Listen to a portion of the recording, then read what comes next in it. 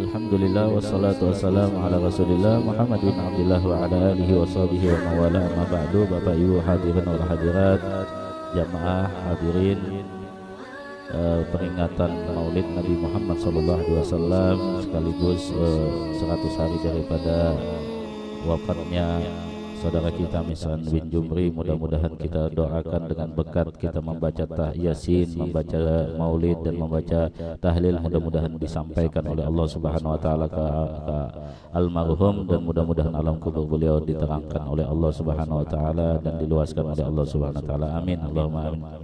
Bapak Ibu hadirin wal hadirat, di dalam satu kitab kalau nggak salah itu Majma'ul Bahrain, itu disebutkan ada seorang yang akan dimasukkan oleh Allah, dimasukkan ke dalam api neraka oleh malaikat Jibril. Maka ketika itu malaikat Jibril ingin memasukkan, tapi ketika itu pun Allah menegur akan malaikat Jibril. Kata Allah, wahai Jibril, stop dulu. Jangan engkau langsung masukkan hambaku itu ke dalam neraka. Tanya dulu kepada dia, apakah dia itu pernah hadir di satu majelisnya orang alim. Maka turunlah malaikat Jibril kepada arwah, kepada orang yang akan dimasukkan ke dalam api neraka tadi, ditanya, apakah engkau pernah hadir di satu majelisnya orang alim? Maka jawabannya tidak pernah. Tidak pernah. Maka kembali lagi, ini bakalan dimasukkan ke dalam neraka. Kembali lagi sama Allah.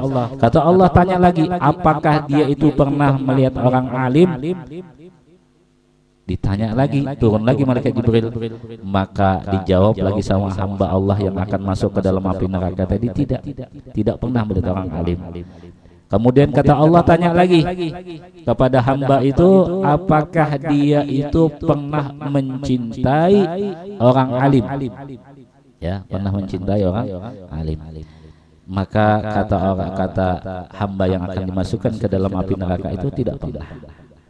Atau dia tidak pernah mungkin ke majelis taklim, mungkin dia ya nggak tahu disibukkan dengan apa begitu ya. Kalau konser mungkin atau dangdutan atau apa itu mungkin ya mungkin ada, tapi kalau majelis taklim mungkin agak hatinya mungkin masih belum pas, belum ringan hatinya untuk datang ke majelis taklim. Maka mungkin dia pernah makan sama orang alim. Ya, pernah makan sama orang alim.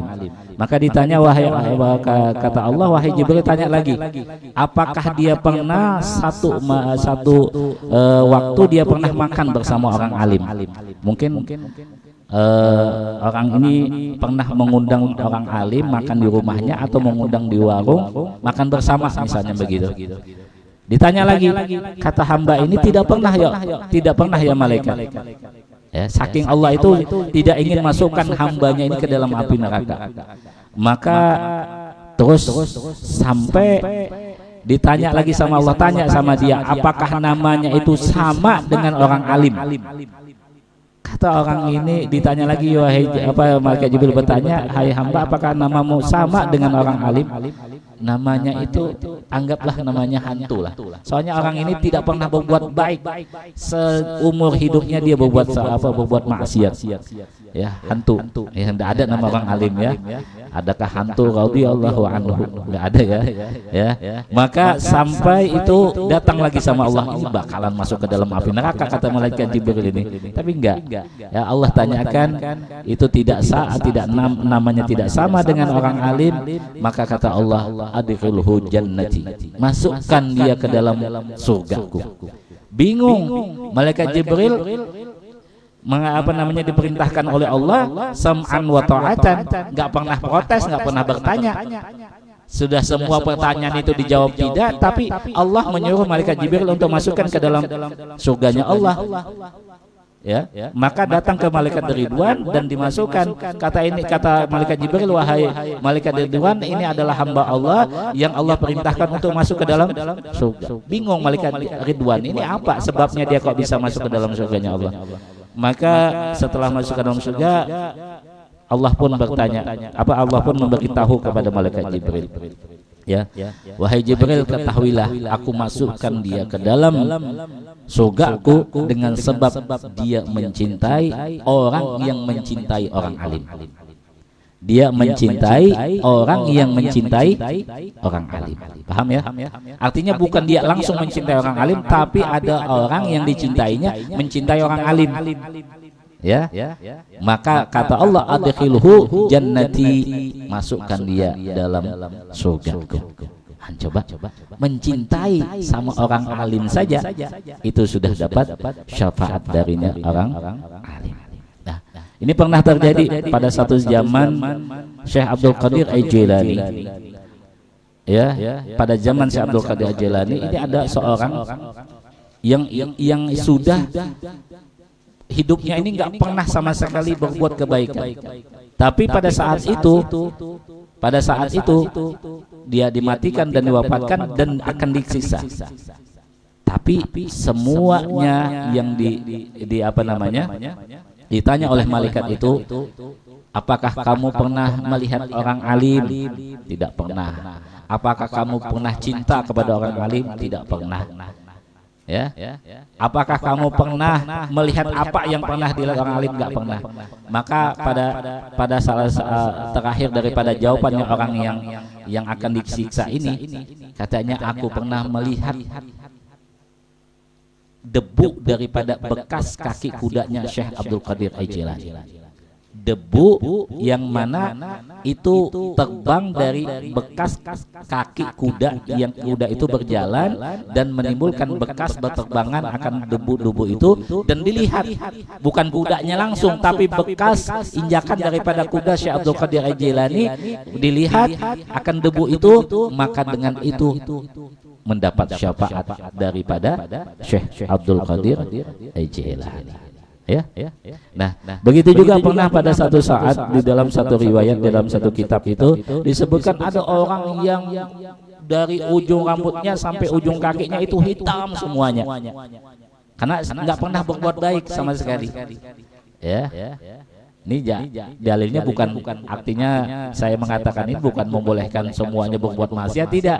Cuma disinilah kita menggaris bawahi bahwa kita masuk ke dalam surga Allah Subhanahu Wa Taala itu dengan rahmatnya Allah, bukan dengan ibadah kita, atau masuk ke neraka dengan maksiat kita, tidak. Tapi dengan rahmatnya Allah dan kasih sayangnya Allah kita masuk ke dalam surga.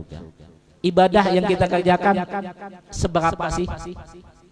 Sekuat apa kita? Apakah ada yang di sini sholat 100 kali dalam semalaman itu? Sholat tahajudnya 100 rakaat. Kalau Imam Zainal Abidin itu 1000 rakaat sholat setiap malamnya. Kita nggak usah 100 rakaat aja, adakah di sini? Ya. Ibadah kita ini sedikit dan kita tidak bisa banggakan. Ada orang yang ibadah 500 tahun. Kata Allah, udkhulu jannati birahmati, kata Allah, masuk engkau ke dalam surgaku dengan rahmatku. Maka protes, si orang ini protes, ya Allah, aku ini ibadah 500 tahun, masukkan aku dengan ibadahku, masukkan aku ke dalam surgamu dengan sebab ibadahku.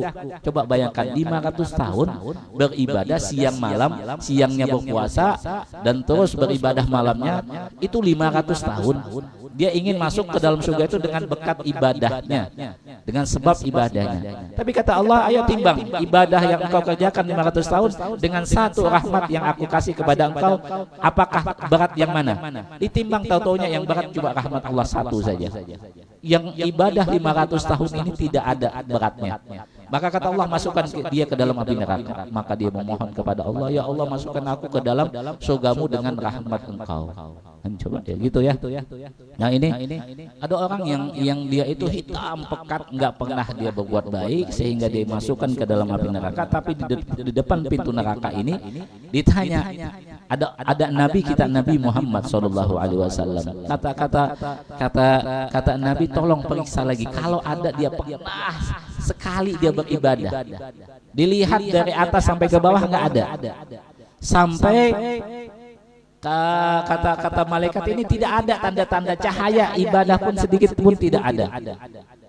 Maka kata Nabi, tolong dicari lagi, karena Nabi ini tidak tega melihat hambanya masuk ke dalam api neraka. Maka kata malaikat, dilihatlah sampai diteliti, taunya di bawah lidahnya ini ada cahaya yang sedikit sekali. Maka pada saat itu kata Nabi, ya malaikat, coba lihat itu cahaya apa itu. Maka dilihat cahaya itu, tahu-taunya dia itu pernah membaca salawat kepada Nabi kita Muhammad SAW itu cuma sekali saja dalam seumur hidupnya, cuma sekali saja. Apa yang terjadi? Kata Nabi, kalau begitu aku beri syafaat kepada dia. Kapan itu? Waktu dia membaca selawat yang cuma sekali itu, waktu dia mau nikah. Ya, pas dia mau nikah, kata penghulu, coba baca asyhadu alla ilaha illallah wa asyhadu anna Muhammadar Rasulullah. Itu pun salah-salah. Tapi karena dia itu ingin nikah, ya terpaksa dia baca salawat ya, dia baca nama Nabi kita Nabi Muhammad SAW. Kata Nabi, dia berhak untuk mendapat syafaat. Coba. Cuma satu saja ibadah yang dibaca itu bisa menghasilkan akan syafaat dari Nabi kita Nabi Muhammad SAW. Bagaimana dengan kita sebagai hambanya Allah, sebagai umatnya Rasulullah? Setiap hari kita membaca salawat, setiap hari kita membaca Al-Quran, setiap kali kita melaksanakan ibadah salat, setiap hari kita melaksanakan banyak yang telah diperintah oleh Allah kita laksanakan. Bagaimana kita tidak dimasukkan ke dalam surga ya? Tapi ingat bahwa semua yang kita lakukan ini itu bukan kewajiban Allah masukkan kita ke dalam surga. Kewajiban cuma boleh saja. Boleh itu tidak wajib. Terserah Allah. Allah mau masukkan kita ke dalam neraka atau ke dalam surga, terserah Allah. Tapi ada seorang ulama, ada seorang habib mengatakan ibadahnya ini banyak. Beliau ini ibadah setiap hari itu ribuan, baca Al-Qur'annya berapa kali, sampai baca salawatnya ribuan, ya baca zikirnya ribuan.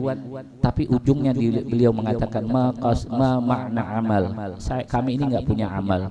Wa qasduna kullu zalal. Kami ini, setiap tujuan kami ini itu tidak sesuai, artinya tidak benar. Artinya ketawaduan mereka ini, apa yang mereka lakukan ribuan ibadah, ratusan ibadah, itu mereka tidak menganggap. Mereka cuma ingin mengharap rahmat dari Allah Subhanahu wa Ta'ala ya. Nah ini aja, mudah-mudahan apa yang kita lakukan pada saat ini, pada malam hari ini, kita baca surah Yasin tadi, kemudian kita baca Maulid Nabi Muhammad SAW, dan kita membaca tahlil tadi, dan kemudian kita dapat sedekah tadi yang digantung tadi ya, itu adalah sedekah ya, nilainya adalah sedekah. Kemudian lagi nanti kita akan makan, dijamu oleh tuan rumah, itu ada makanan, semuanya pahalanya yang kita lakukan pada malam hari ini mudah-mudahan disampaikan oleh Allah Subhanahu wa Ta'ala kepada Bapak Misran bin Jumri. Mudah-mudahan Allah ampuni dosa-dosa beliau, mudah-mudahan Allah angkat derajat beliau, dan juga mudah-mudahan Allah Subhanahu wa Ta'ala meluaskan akan kubur beliau, dan mudah-mudahan Allah Subhanahu wa Ta'ala memberikan cahaya yang terang di alam kubur beliau. Amin Allahumma amin. Al-Fatihah.